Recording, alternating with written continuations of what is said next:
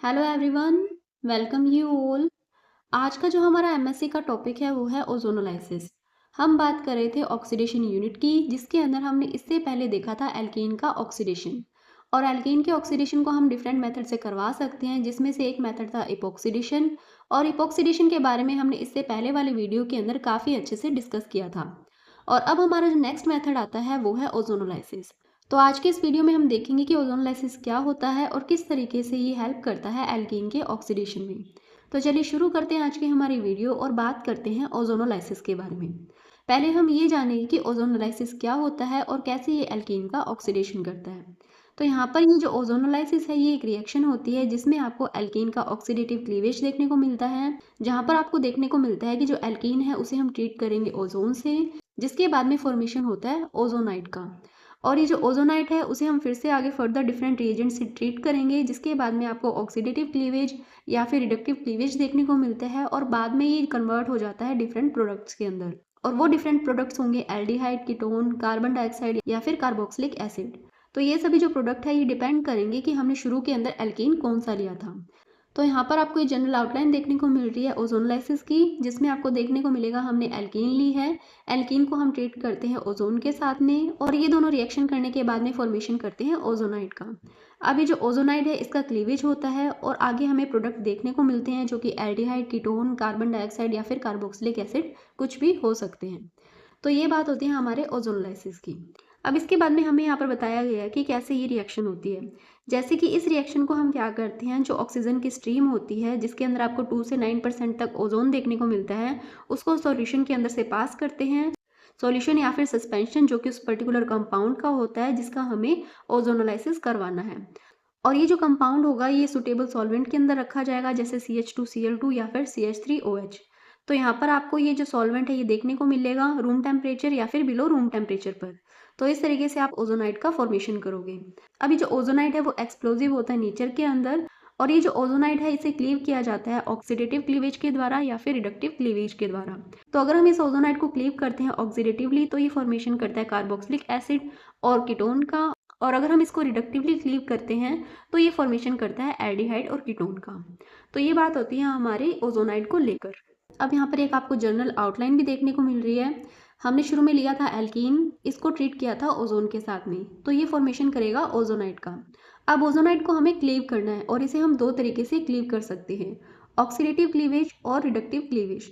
जब हम ओजोनाइट का ऑक्सीडेटिव क्लीवेज करते हैं तो ये कन्वर्ट हो जाता है कार्बोक्सिलिक एसिड और कीटोन के अंदर, और जब हम इस ओजोनाइट का रिडक्टिव क्लीवेज करते हैं तो ये कन्वर्ट हो जाता है एल्डिहाइड और कीटोन के अंदर।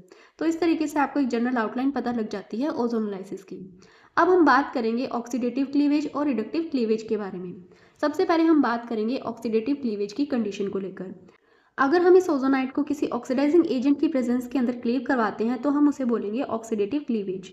जैसे कि H2O2 यानी कि हाइड्रोजन परऑक्साइड की प्रेजेंस के अंदर हम इस ओजोनाइट को अगर क्लीवेज करवाएंगे तो ये जो क्लीवेज है वो कहलाएगा ऑक्सीडेटिव क्लीवेज, और जो प्रोडक्ट है वो बनेगा कीटोन या फिर कार्बोक्सिलिक एसिड।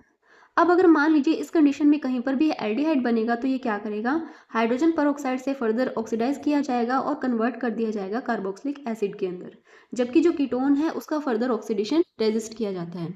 तो यहाँ पर आपको देखने को मिलेगा जो ऑक्सीडेटिव कंडीशन होगी, ऑक्सीडेटिव कंडीशन में हम क्या करते हैं, ओजोनाइट को क्लीव करते हैं ऑक्सीडेटिवली और यहाँ पर हम लेते हैं ऑक्सीडाइजिंग एजेंट को जैसे कि हाइड्रोजन परऑक्साइड, जिसकी वजह से क्या होता है हमारे पास जो प्रोडक्ट बनेगा वो बनेगा कार्बोक्सिलिक एसिड और कीटोन। अगर यहाँ पर कहीं पर आपको एल्डिहाइड बनता हुआ दिखाई देता है तो ये जो हाइड्रोजन परऑक्साइड है ये क्या करता है, इसे फर्दर ऑक्सीडाइज कर देगा और कन्वर्ट कर देगा कार्बोक्सिलिक एसिड में, जबकि जो कीटोन होता है उसका फर्दर ऑक्सीडेशन रेजिस्ट किया जाता है, जिसकी रिएक्शन आपको यहाँ पर देखने को मिलेगी। इस रिएक्शन के अंदर आपको देखने को मिल रहा है हमारे पास ये एल्कीन है, एल्कीन को हमने ट्रीट किया है ओजोन के साथ में। तो यहाँ पर क्या होगा, ये जो एल्कीन है इसके डबल बॉन्ड पर जाकर ओजोन अटैक करेगा और फॉर्मेशन करेगा ओजोनाइट का। अभी जो ओजोनाइट है इसका हमें करवाना है ऑक्सीडेटिव क्लीवेज, जिसके लिए हमें ज़रूरत पड़ेगी हाइड्रोजन परऑक्साइड की। तो अब इसको हम ट्रीट करेंगे हाइड्रोजन परऑक्साइड के साथ में, जिसके बाद में आपको दो तरीके के प्रोडक्ट देखने को मिलेंगे, एक है कार्बोक्सिलिक एसिड और दूसरा है कीटोन। तो इस तरीके से आपको ऑक्सीडेटिव क्लीवेज के द्वारा मिलते हैं कार्बोक्सिलिक एसिड और कीटोन। इसके बाद हम बात करते हैं हम रिडक्टिव कंडीशन की। तो अगर हमें रिडक्टिव क्लीवेज करवाना होगा तो उसके लिए हमें रिडक्टिव कंडीशन की ज़रूरत पड़ेगी, और ऐसे क्लीवेज को करवाने के लिए हम क्या लेते हैं, रिड्यूसिंग एजेंट लेते हैं जैसे कि जिंक या फिर डाई मिथाइल सल्फाइड या फिर फोस्फाइड। तो इस तरीके के जो रिएजेंट है उसका हम यूज़ करेंगे जब हमें ओजोनाइड का रिडक्टिव क्लीवेज करवाना होगा तब।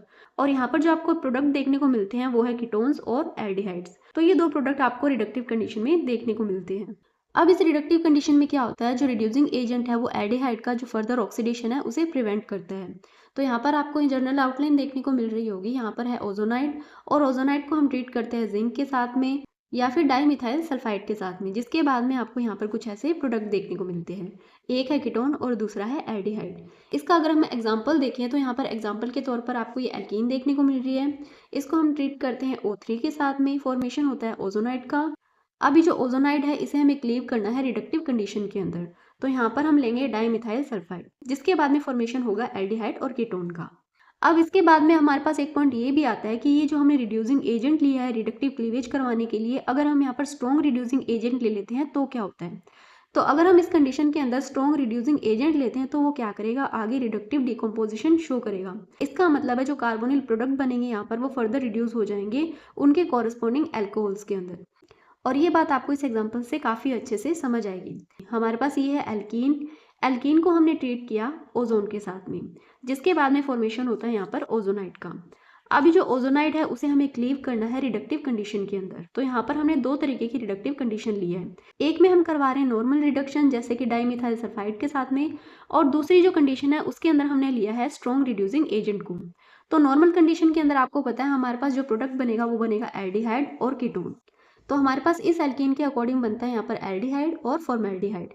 लेकिन अगर हम सेम एल्कीन का ओजोनलाइसिस करवाते हैं और बाद में कंडीशन लेते हैं स्ट्रॉन्ग रिड्यूसिंग एजेंट वाली, तो यहाँ पर आपको देखने को मिलेगा NaBH4 हमने लिया है, जिसकी प्रेजेंस में क्या होगा, जो कार्बोनिल प्रोडक्ट बनने थे हमारे पास एल्डिहाइड और कीटोन, उसकी जगह क्या बन जाते हैं, उनके कोरस्पॉन्डिंग एल्कोहल बन जाते हैं। तो इस तरीके से हमने देखा कि नॉर्मल रिडक्शन में क्या हो रहा था, हमारे पास एल्डिहाइड और कीटोन बन रहे थे, लेकिन वही अगर हम स्ट्रॉन्ग रिड्यूसिंग एजेंट लेते हैं जैसे कि सोडियम बोरोहाइड्राइड, तो ये फॉर्मेशन करते हैं उनके कोरस्पॉन्डिंग एल्कोहल्स का। तो ये बात होती है हमारी रिडक्टिव कंडीशंस को लेकर।